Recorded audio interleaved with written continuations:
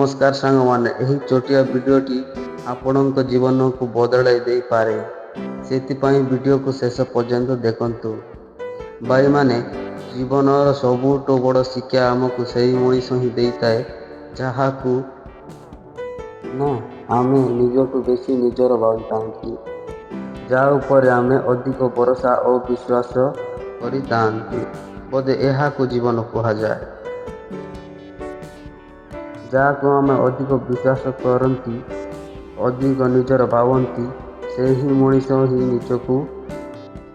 ମଣିଷ ହିଁ ଆମକୁ ଧୋକା ଦେଇଥାଏ। ସେହି ମଣିଷ ହିଁ ଆମକୁ ଦୁଃଖ କଷ୍ଟ ଦେଇଥାଏ। ଆଉ ସେହି ମଣିଷ ହିଁ ଆମକୁ ଜୀବନର ସବୁଠୁ ବଡ଼ ଶିକ୍ଷା ଦେଇଥାଏ। ଆଉ ଏହା କହିଥାଏ କି ଜୀବନରେ କେବେ ବି କାହାର ସାହାରା ହେବେ ନାହିଁ। ଜୀବନରେ କାହା ଉପରେ ବିଶ୍ୱାସ ଆଉ ଭରସା କରିବେ ନାହିଁ। ଆଉ କାହାକୁ ବି ନିଜଠୁ ବେଶୀ ନିଜର ଭାବିବେ ନାହିଁ।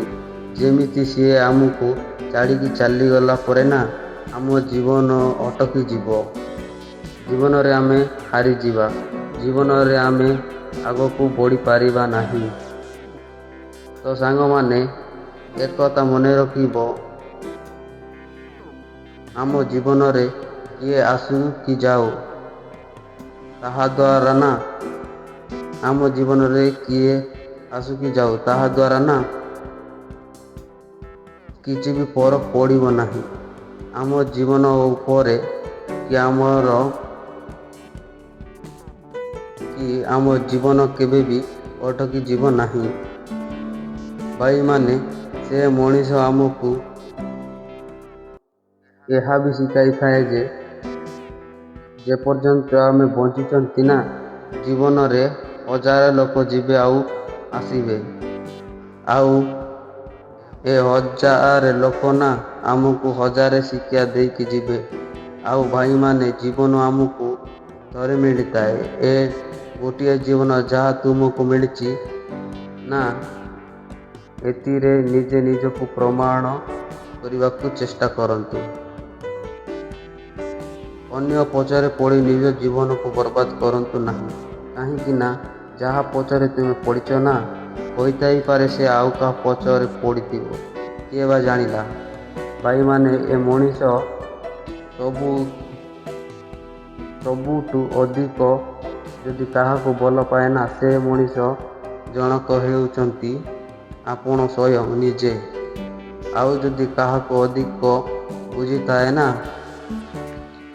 ତେବେ ସେ ମଣିଷ ଜଣକ ଆପଣ ନିଜେ।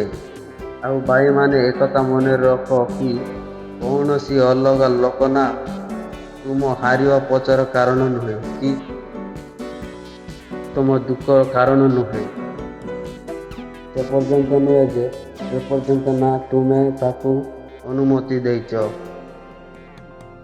ଆଉ ଭାଇମାନେ, କୁହାଯାଏ କି ଡଙ୍ଗା କେତେବେଳେ ପାଣିରେ ବୁଡ଼େ ନାହିଁ, କିନ୍ତୁ ଡଙ୍ଗା ଯେତେବେଳେ ପାଣିକୁ ନିଜ ଭିତରୁ ଆସିବାକୁ ଦିଏ ସେତେବେଳେ ସେ ପାଣିରେ ବୁଡ଼ିଯାଏ।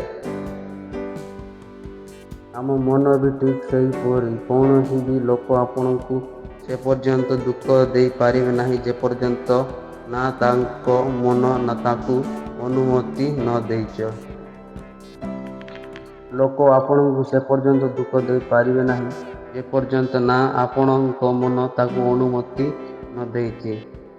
ଯେତେବେଳେ ଆପଣ ନିଜ ମନ, ନିଜ ଭାବନା ଉପରେ ଅନ୍ୟକୁ ନିୟନ୍ତ୍ରଣ କରିବାର ସୁଯୋଗ ଦେଉଛନ୍ତି, ସେତେବେଳେ ସେ ଆପଣଙ୍କ ଦୁଃଖର କାରଣ ସାଜିଥାଏ। ଆଉ ଭାଇମାନେ, ଏକଥା ଚିନ୍ତା କରିବା ଛୋଟ ବେଳୁ ଆଜି ପର୍ଯ୍ୟନ୍ତ କେତେ ଲୋକ ଆମ ଜୀବନରେ ଆସିଛନ୍ତି ଆଉ ଯାଇଛନ୍ତି। କେତେ ଲୋକଙ୍କୁ ଆମେ ନିଜର ଭାବିଛନ୍ତି, କିନ୍ତୁ ସେ ଆମକୁ ଛାଡ଼ିକି ଚାଲି ଯାଇଛନ୍ତି। ତେବେ ଆମେ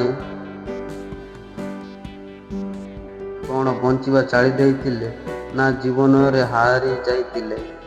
ଜୀବନ ସବୁବେଳେ ଆଗକୁ ବଢ଼ୁଛି। ତେବେ ଆଜି ପୁଣି ଏତେ ଉଦାସ କାହିଁକି?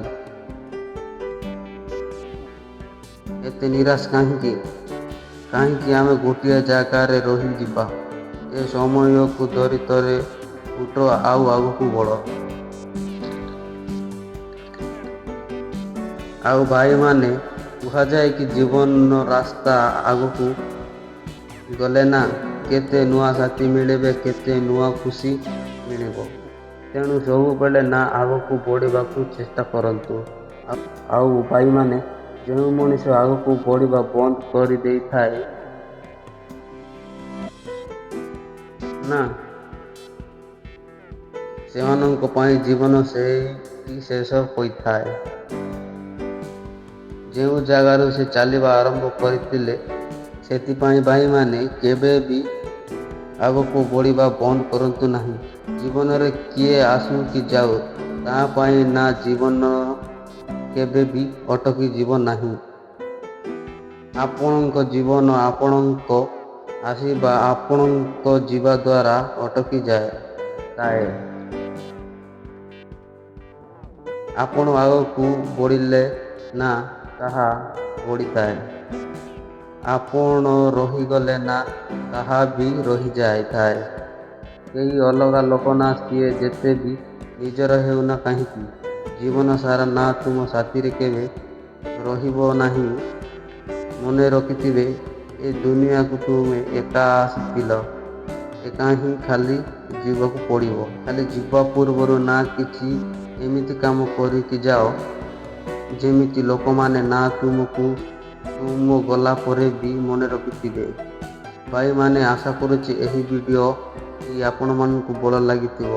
ଯଦି ଭଲ ଲାଗିଥିବ ନା, ତାହେଲେ ଭିଡ଼ିଓଟିକୁ ଲାଇକ୍, ସେୟାର, କମେଣ୍ଟ କରିବେ।